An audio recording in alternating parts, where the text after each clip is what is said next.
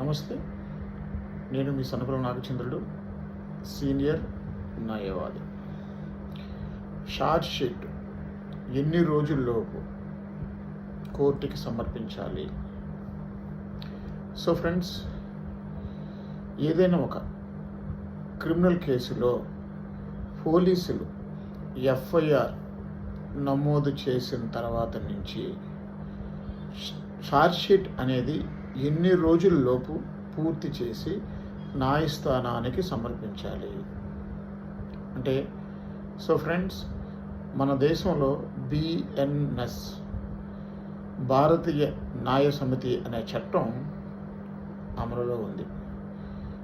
ఈ చట్టంలో section 187 subsection 3 clause 1 and 2 ప్రకారంగా ఎప్పుడైనా సరే ఏదైనా ఒక నేరం తీవ్రమైన నేరమా లేక